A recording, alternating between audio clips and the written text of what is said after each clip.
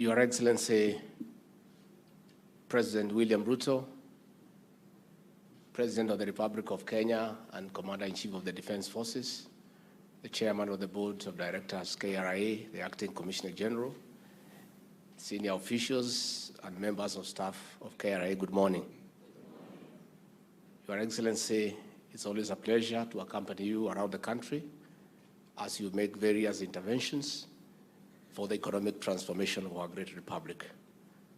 Your Excellency, you have become the foremost ambassador that the way to build our country is not to borrow, but to generate our own revenue for both our recurrent and development expenditure. Your Excellency, on behalf of all those who work under you, I want to encourage you that you are on the right trajectory. The way to build a country, the way to transform a country's economy is to harness our own resources. I know many people are uncomfortable that you have made a policy shift from borrowing money from external sources and internally to creating our own revenue base to fund and finance our expenditure. Your Excellency, you are under pressure across the country to build roads. As we speak today, we have pending bills over 900 billion for roads that have stalled, and those roads need to be unlocked, and money must be gotten from somewhere. As we speak, we have elderly persons who receive the cash transfer program, whose money needs to be collected. And that is why all of us and the people of Kenya must support you, that we must collect taxes, we must seal all the loopholes, and ensure that we have a seamless and efficient revenue collection system to fund our both recurrent and development expenditure.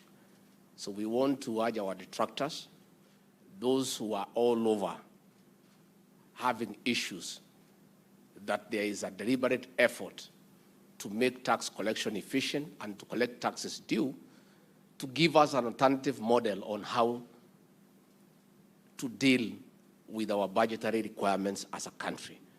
Because short of collecting revenue, the other only available avenue is to borrow money.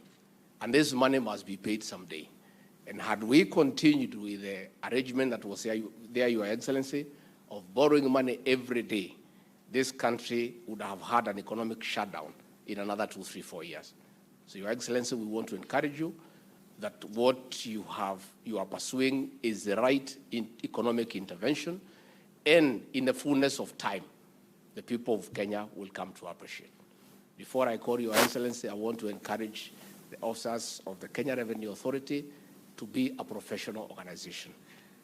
The year before, this organization was used in a negative manner to persecute people politically using taxation. And that should never have happened, and it should never happen again. We want to assure you that President William Ruto and those of us who work under him will never ask you to use taxation to pursue those who are opposed to his leadership.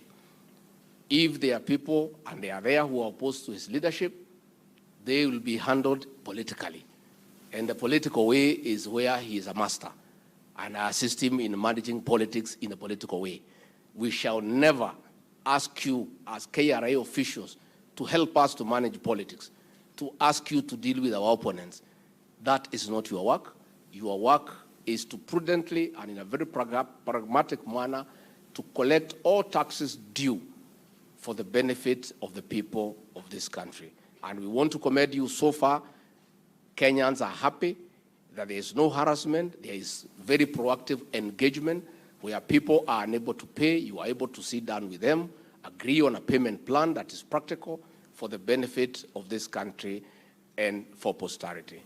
With those very many remarks, please be upstanding and help me to usher in the President of the Republic of Kenya, Dr. William Ruto. Karibu, Mr. President.